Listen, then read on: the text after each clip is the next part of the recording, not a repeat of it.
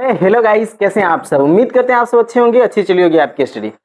स्वागत है आप सबका आज के इंग्लिश क्लास में। दोस्तों, आप पहली बार चैनल पे आए हैं तो इसे सब्सक्राइब कर लीजिए, बेल आइकन को हिट कर लीजिए ताकि हमारी वीडियो के सारे नोटिफिकेशन सबसे पहले आप तक पहुंचे। तो डियर स्टूडेंट्स, आज हम क्या पढ़ने वाले हैं?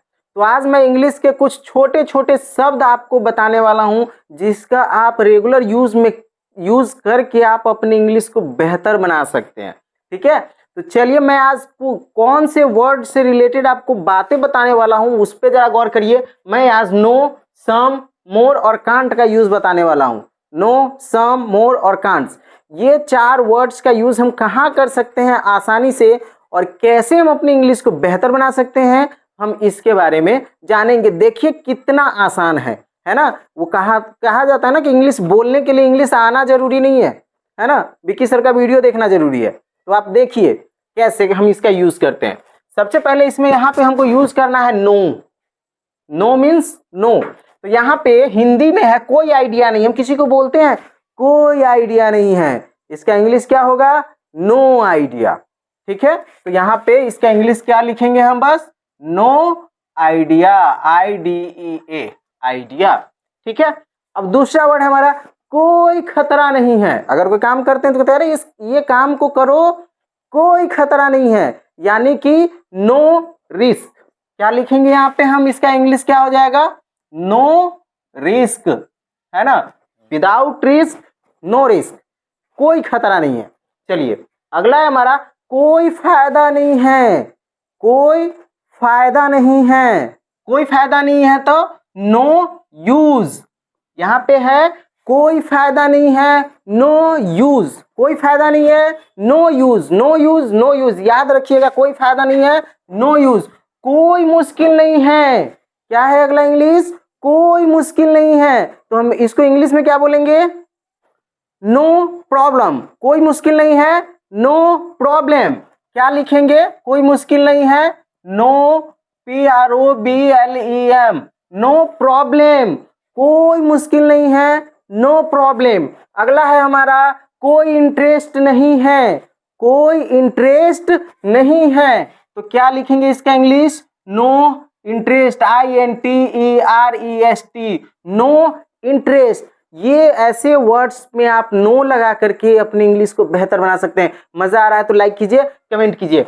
देखिए नो का यूज।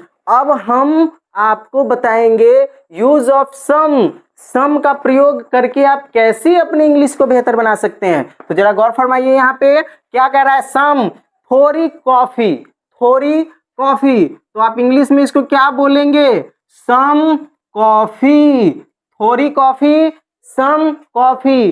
थोड़ी कॉफी को आप इंग्लिश में क्या बोलेंगे?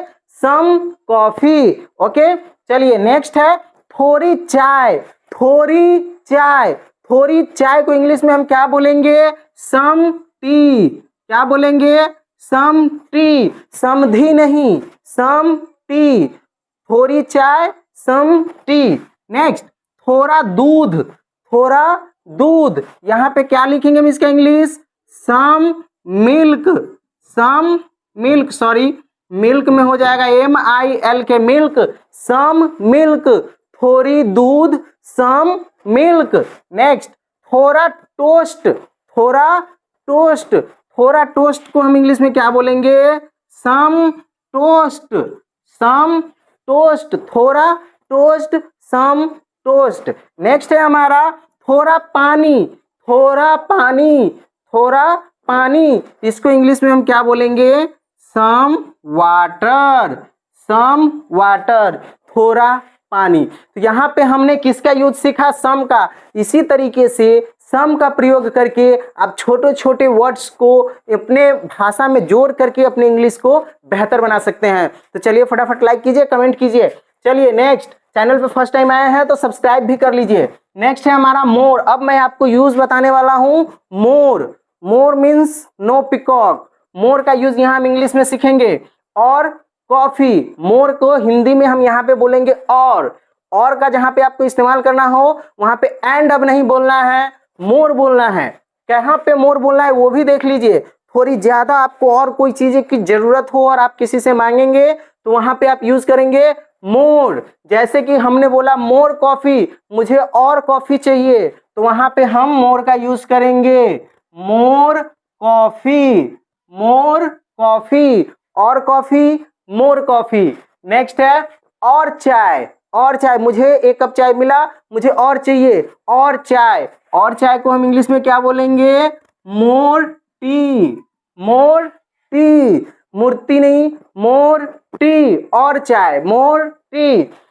नेक्स्ट है हमारा और दूध, और दूध, इसको हम इंग्लिश में बोलेंगे मोर मिल्क, मोर मिल्क, और दूध, मोर मिल्क। नेक्स्ट है हमारा और टोस्ट, क्या है, और टोस्ट, इसको इंग्लिश में क्या बोलेंगे, मोर टोस्ट, TOAST, मोर टोस्ट, मोर टोस्ट। ठीक है। नेक्स्ट है और पानी, और पानी को आप इंग्लिश में क्या बोलेंगे, मोर वाटर, मोर वाटर, और पानी, मोर वाटर, और पानी चाहिए, मोर वाटर। ठीक है।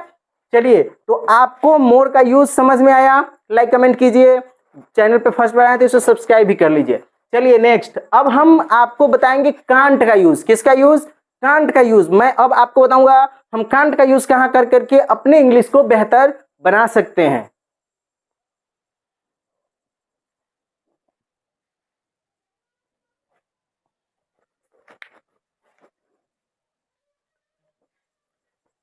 तो हमारा पहला वर्ड है नहीं समझ रहा है, नहीं समझ रहा है, इसको आप इंग्लिश में क्या बोलेंगे, कांट अंडरस्टैंड, UNDERSTAND,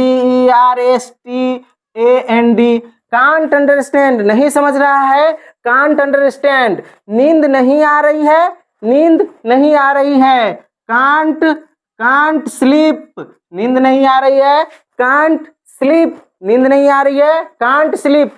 खड़े रहने नहीं आ रहा है, खड़े रहने नहीं आ रहा है, तो यहाँ पे क्या बोलेंगे हम, can't stand up, can't stand up, खड़े होने नहीं आ रहा है, कांट स्टैंड अप। नेक्स्ट हमारा चलने नहीं आ रहा है, चलने नहीं आ रहा है, तो हम यहाँ पे बोलेंगे कांट वॉक, कांट वॉक, चलने नहीं आ रहा है, कांट वॉक। उसके बाद झुकने नहीं आ रहा है, झुकने नहीं आ रहा है, can't band, can't band over, झुकने नहीं आ रहा है, कांट बैंड ओवर। मैंने आज आपको 4 चीजें का यूज करके अपनी इंग्लिश को बेहतर बनाने की कोशिश की है दोस्तों। सिर्फ सोचने से इंग्लिश बोलना संभव नहीं है, थोड़ी सी आपको प्रैक्टिस भी करनी होगी, तो मेरे साथ साथ बोल करके प्रैक्टिस कीजिए, ऐसे वर्ड्स का आप यूज कीजिए अपने डेली लाइफ में, तो आपका इंग्लिश बेहतर बनेगा।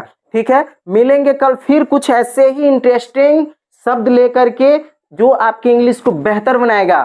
तो फटाफट चैनल को सब्सक्राइब कर लीजिए, मिलते हैं नेक्स्ट वीडियो में, तब तक के लिए bye, best of luck and thanks for the watching.